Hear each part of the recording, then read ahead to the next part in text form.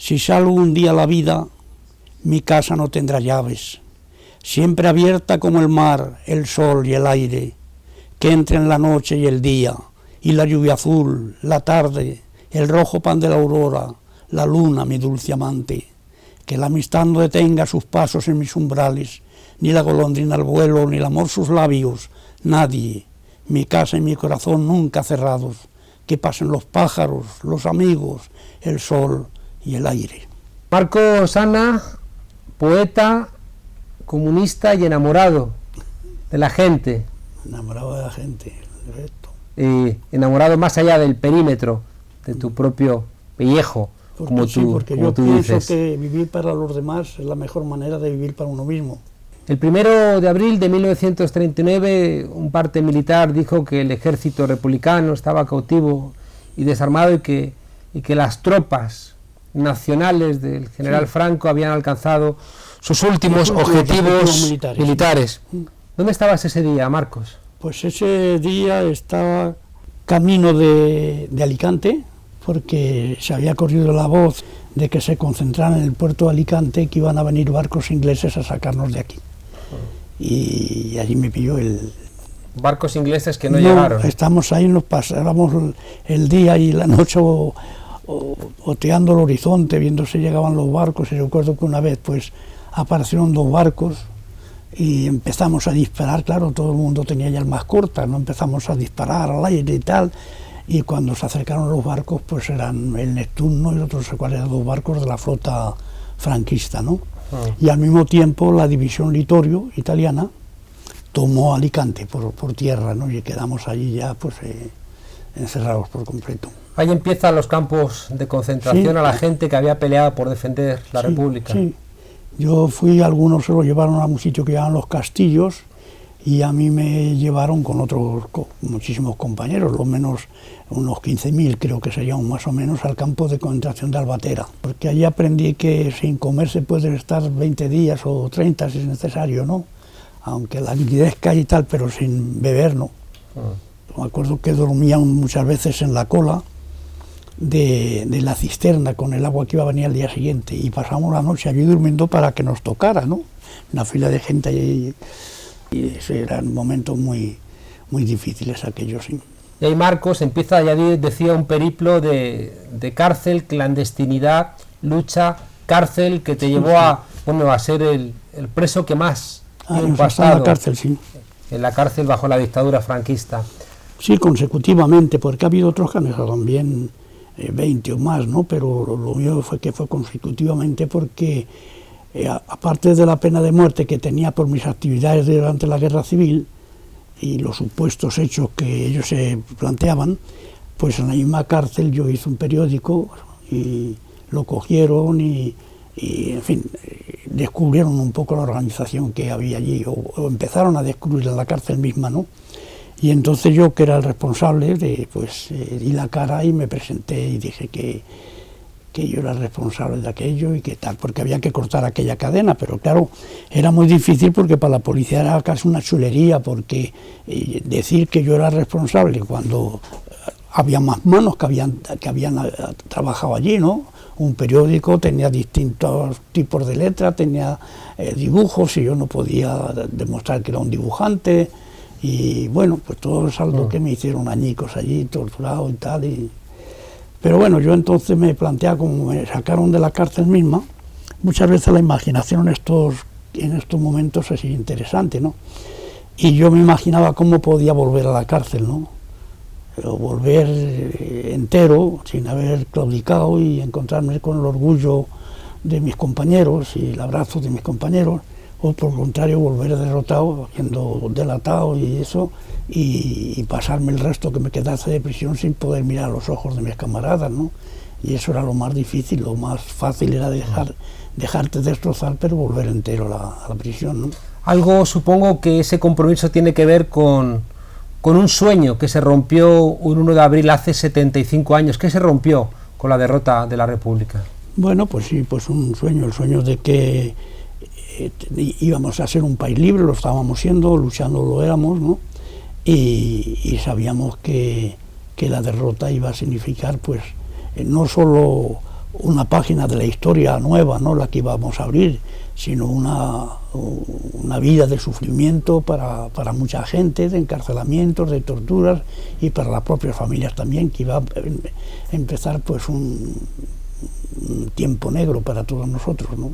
El antifascismo, tú que has vivido fuera, forma parte del ADN democrático de Europa. En cambio, el antifascismo en España parece que es una tribu urbana. ¿Se puede construir una memoria democrática sin el recuerdo de la lucha contra los que quisieron acabar con la democracia en Europa? No, yo creo que no. Por eso la memoria que tenemos es una memoria incompleta, ¿no? Y sesgada. Pasa que con la transición mismo, pues la transición no cambió nada en España, ¿no? Y se llama transición, pero que no se transitó nada, ¿no? Todo ahí no hubo revolución de los claveles ni ninguna otra cosa, seguimos igual, ¿no? Y no cambió nada, fue un poco la legalización de la impunidad de ellos. ¿Te has sentido de alguna manera insultado por el homenaje a Adolfo Suárez? No, porque no.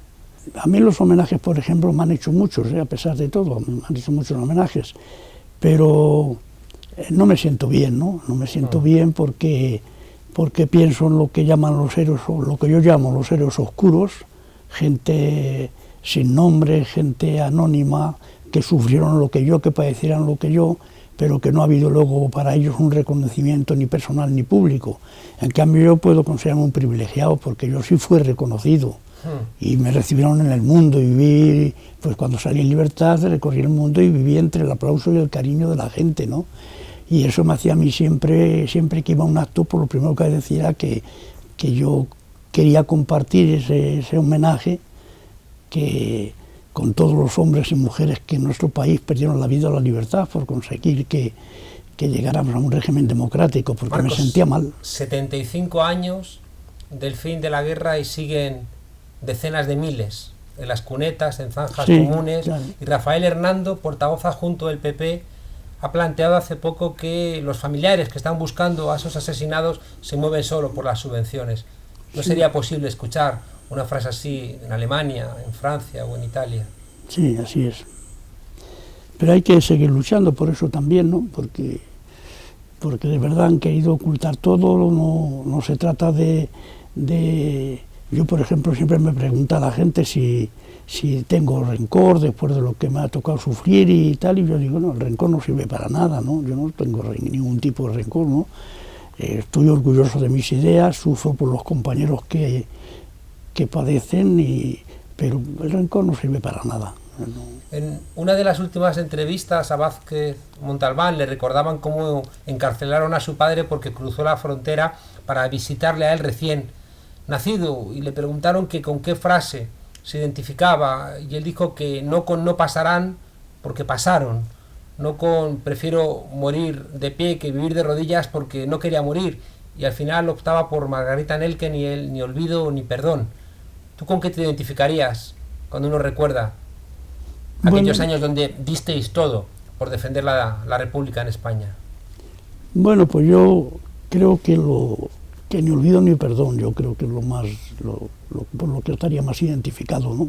No hay por qué perdonar todo aquello y olvidarlo mucho menos, que hay que mantenerlo vivo precisamente para que no se repita, porque solo los episodios de la vida que se olvidan, y más en política, pues pueden repetirse, ¿no?